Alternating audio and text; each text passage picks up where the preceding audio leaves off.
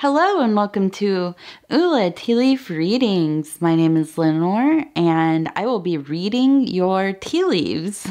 I always just laugh at these intros. I don't know what to say. I need to write it down so I can stay right on script.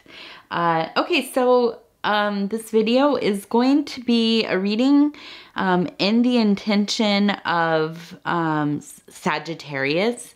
Now, if that is your solar, lunar, ascendant / rising sign, then this video is for you.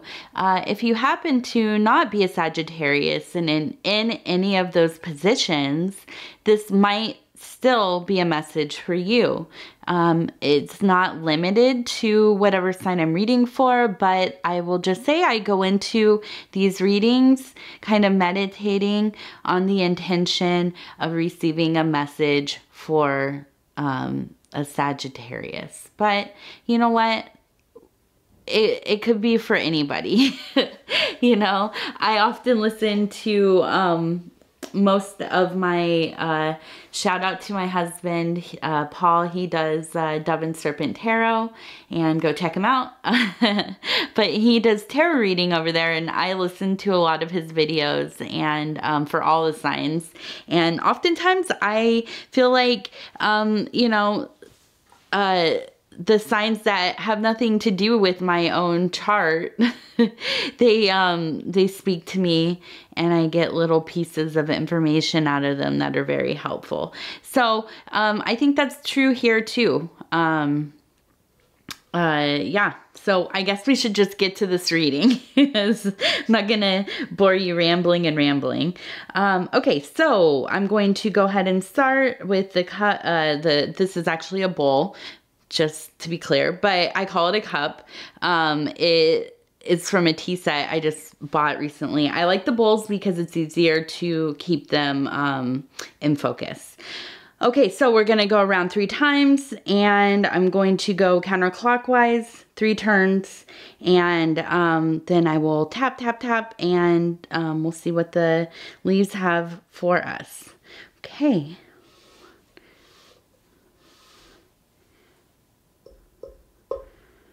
All right, and I'd also like to mention, if you are a first-time viewer, thank you so much for coming and watching a video.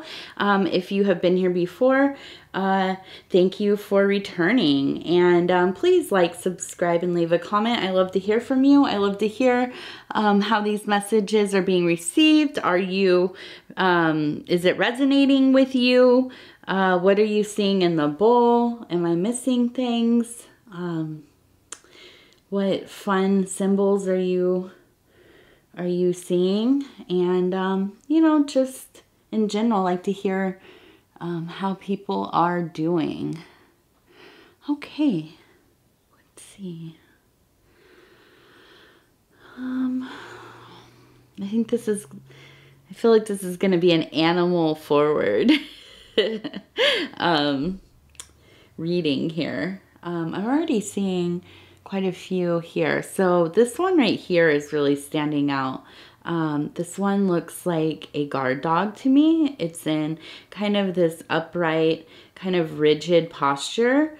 Here would be the head, the snout, oops, the front leg here, the body, okay, and the back leg. It looks like it is looking towards the left of the cup here. So for me, I would say that this is something that is facing the past. Usually if a symbol is looking towards the left or moving towards the left, I would say that is has to do more with a past event or something recently passed. Okay, it could be something that is still occurring right now, but has less to do with like an active participant in a future event. So what do we think of a dog in this posture? I think that this is definitely like a guard dog. It looks like it's in kind of a it has like a very stern kind of face. So I think that and where it's positioned on the on the bull here, it's really towards the middle. It's a prominent formation. So I think that this is going to be an aspect of the person that I am reading for. I think that definitely you've been on guard, okay? And there's been something that has probably put you on guard. You've been just kind of walled up, I think. I think that you've had a hard time letting go of letting go of you're very inhibited. I'm trying to think of how to say it. You have been inhibited, right? You've been very much in your head. I think that you've been just very protected. And I think that this is very much echoed in this image right next to, and it looks like it's meeting it nose to nose almost. Now I'm seeing an armadillo here, and it's kind of reared up. This is its back leg, and it's kind of up. Head is facing the head of the dog. And so this one is facing towards the right, and now that makes me think this is a current posture, or this is going into the future. Okay, and it kind of almost looks like it is in movement. So I think going forward, there's going to be some more of this guardedness. I think though that this is more telling me that we think of the armadillo as kind of the armored one. It lives in its armor. It's quite literally always, encased in armor. So I think that this is showing me that you've really come to grow a thick skin, very much concerned about your safety. And I think that this is probably going to be more in the realm of an emotional safety.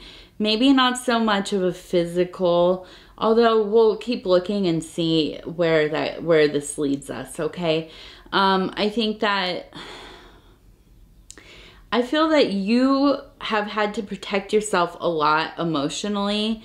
I feel like this has been a long-term thing. I think this is more even just it's become part of your personality, that you're very much on guard for yourself.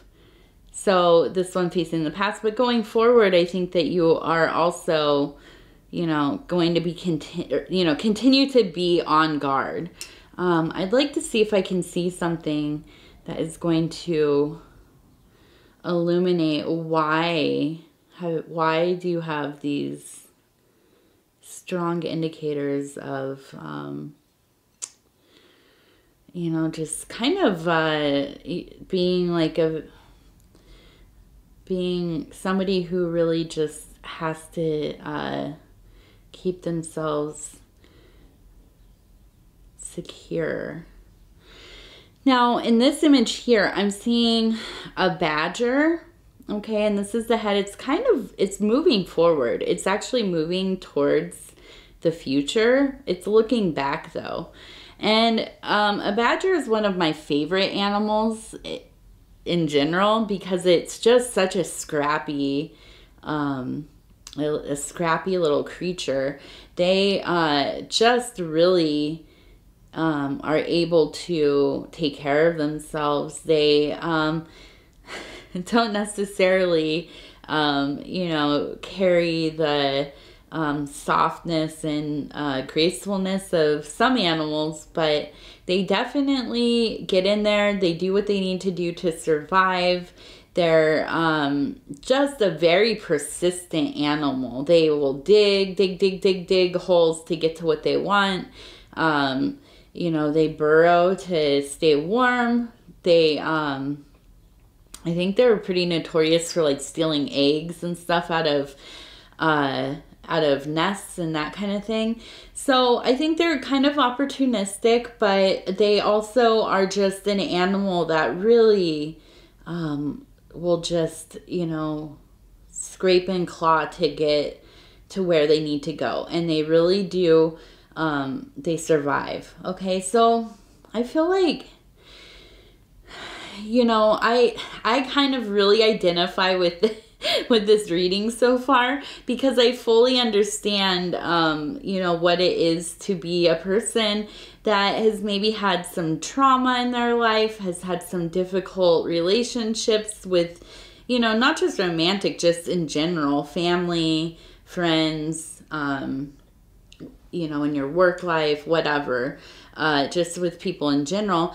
And, you know, has had to be a very guarded person and just really fight to get to where you have gotten in your life. Okay. I think that this head position of the body moving forward but looking backwards really is indicative of this kind of anxiety about things that have happened in the past. Maybe there have been some you know, lacking of material things, lacking of emotional things, maybe some neglect, abandonment issues, and those kind of come up in your life now, I think.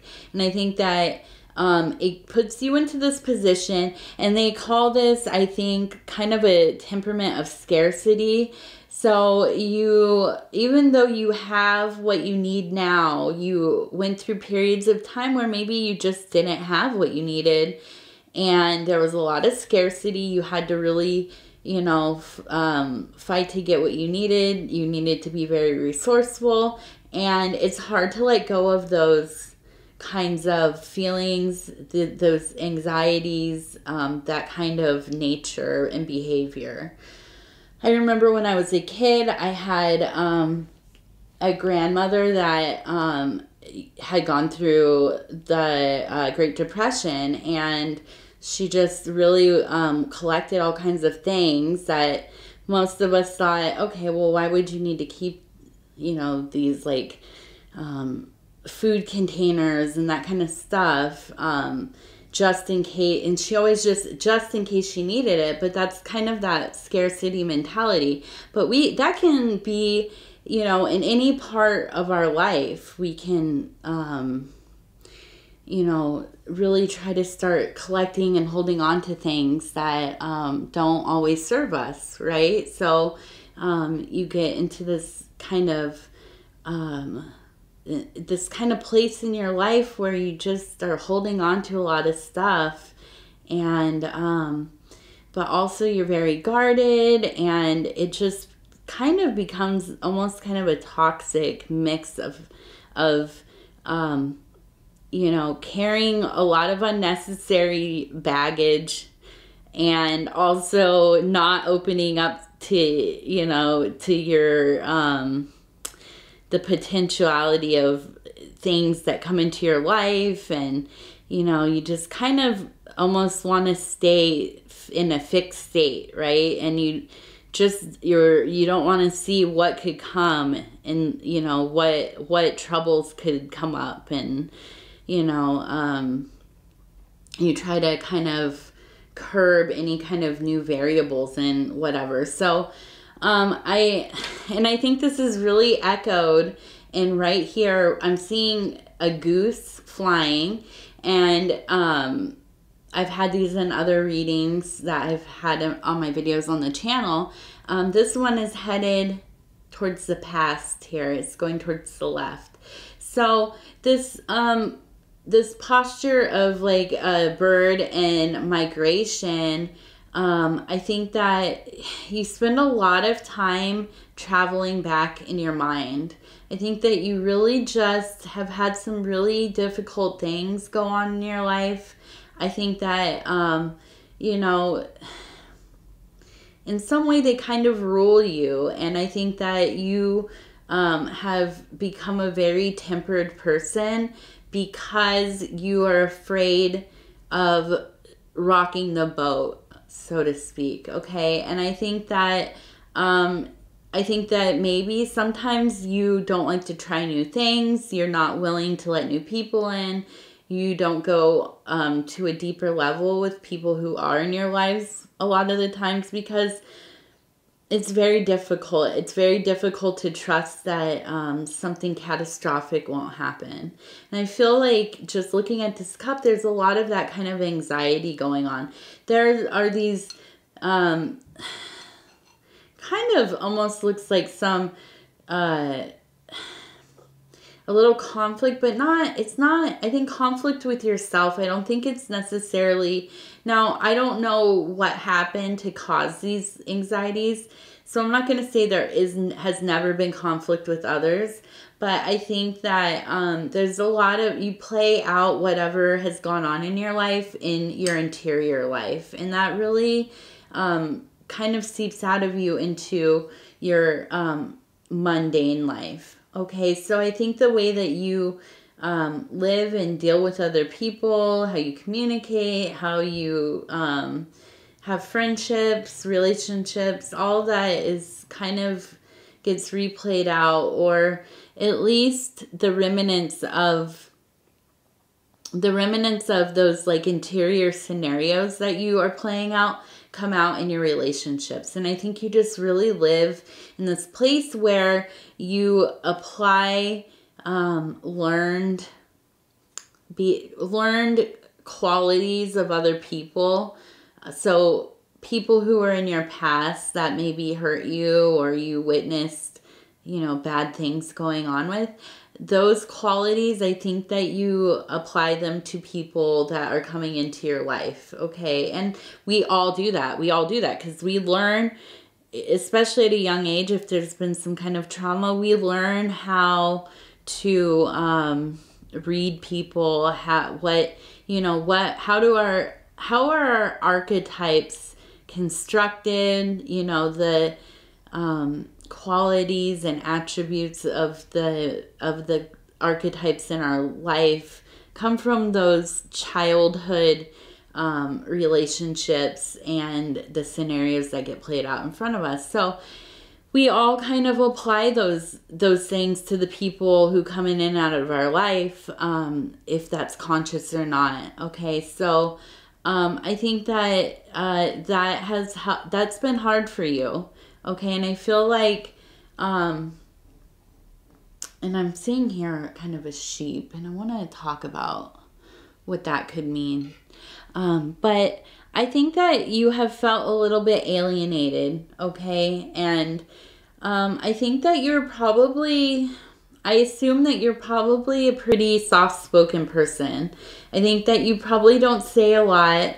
I think that you probably don't show a lot of your emotions all the time. I think that when you're pushed, then that's when it comes out, okay? And I think that's because you're in a protective state, your self-preservation, okay? And I think that, I think that probably you harbor some, pretty harsh self-beliefs, okay? I think that you probably don't always think the best of yourself. And I think that, if you could experience yourself the way that other people do, you would be pretty surprised, okay? And I know that doesn't really mean a lot when you're really in it with yourself, okay? But I think that you probably are a little more difficult on yourself than other people ever would be, okay? And again, I think we all can relate to that. I fully understand that. And just trying to kind of see what is going on. I think it's getting dry. We got some stuff falling. Okay. So I'm seeing a 3. Okay. Some kind of 3 is going to be popping up, okay? I don't know. Let me look and see. It's interesting because that one just flew off. Whatever that symbol is part of, it just jumped right out of the bowl. Okay.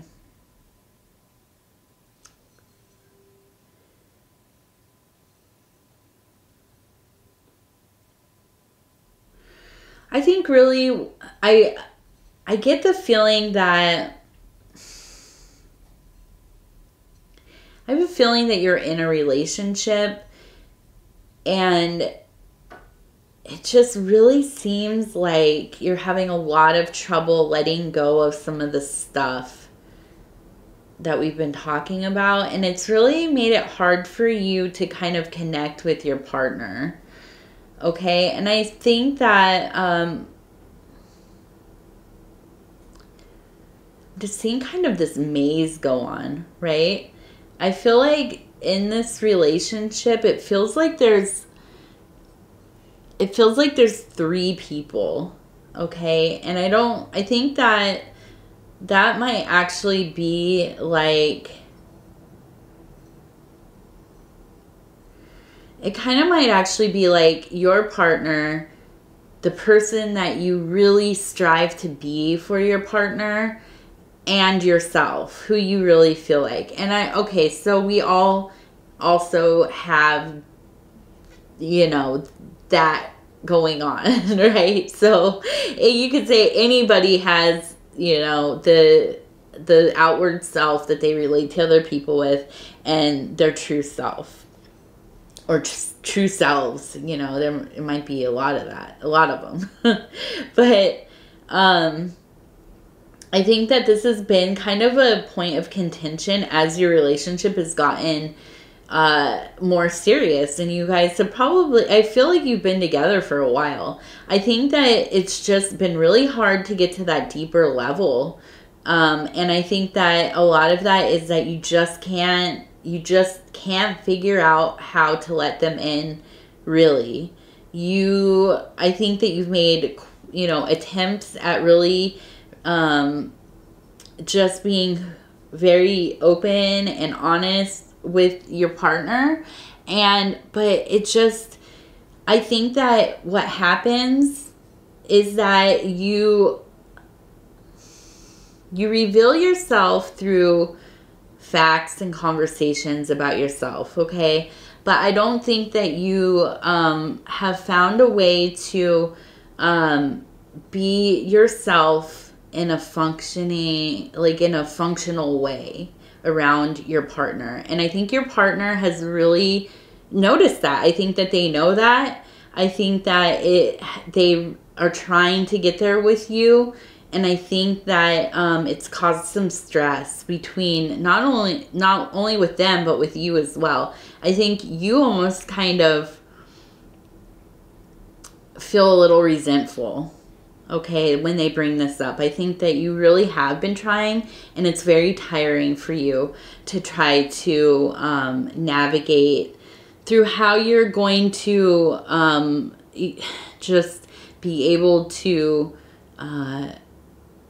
you know, connect soul to soul with this person. And now I don't think that it's because you don't want to. I feel like this relationship is somebody that you really love. And it's somebody that you don't want to lose, okay? And I think that I feel kind of like a real deep kind of stress, you know, almost to like a point of like feeling sick about it, okay? And let's see. I'm going to look at this, kind of see what else can I see here.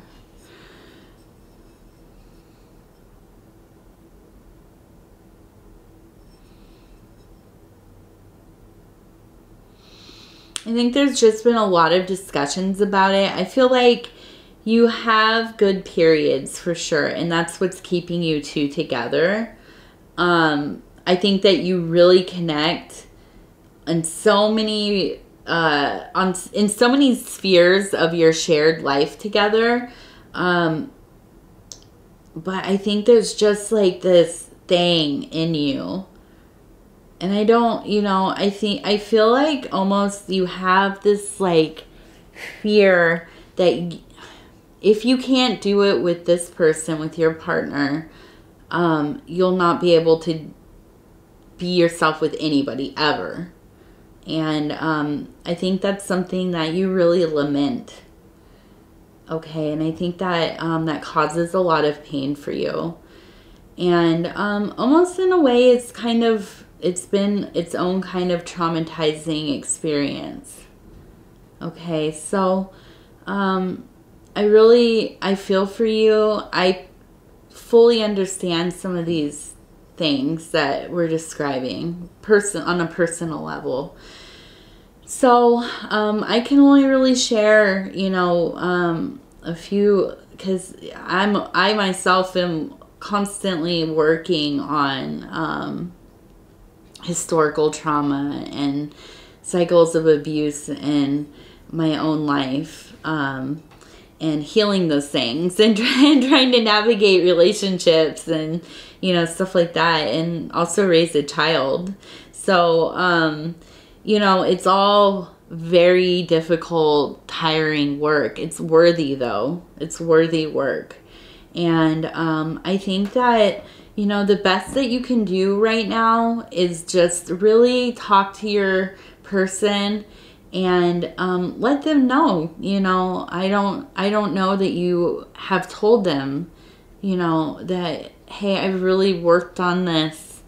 I'm working on it. I'm not quitting on it. And, you know, this is a thing where you have to be healing yourself, working on yourself, figuring out how you want to exist. And then also how you want to exist within a relationship with somebody else. You know, so it's not just all about fixing something so that you can have a good relationship. This is about having a better quality of existence for yourself. And I think just, you know, the big thing is going to be communication. And really that's what it comes down to, is the communication and, you know, just consistency, right? And I think, you know, often with that kind of very guarded feelings, guarding your emotional states, you know, there can be flare-ups of anger and resentment and that kind of thing. And I think that's really going to be where you really need to focus on resolving some of that stuff as well. Because that's like the, you know, number 1 killer of a relationship, right? And it seems to me that that's not what your intention is. I think that you want this relationship and you want it to work well. So, I think that, you know, I don't see anything super particular, like, you know, I don't know, any kind of particular scenario in this bowl, but I think this is something that is very prominent in your life right now, and it has been, and it probably always has been, okay? But I think that these are conversations that have been coming up recently, and I think that this has been an on again, off again kind of cycle of conversations. And I think that it's just, it seems to me that the universe is telling me through these leaves that this message is for you. And I think that, you know, this is some work that needs to be active right now. Okay, I don't think this is something to put off for another couple months or weeks or whatever.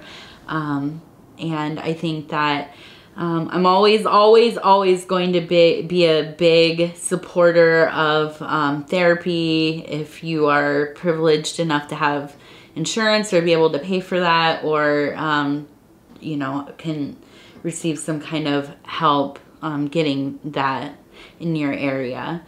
If that's possible for you, I think that, you know, all of us could use a little bit of therapy now and then. And you know, I think that if you can do that, that would be a really great tool for you as well. So, okay, I think that's, you know, that's where we're at, Sagittarius, and hopefully the next round of messages I have for you will be a little more fun. But this one, you know, I love hearing these messages about progress myself, so I'm always happy to have a reading where you know, there are indications of growth and and you know, things changing for the better. Self-awareness is always going to be for the better. You know, it's better than going through life just not even realizing that you need to work on some of this stuff, okay?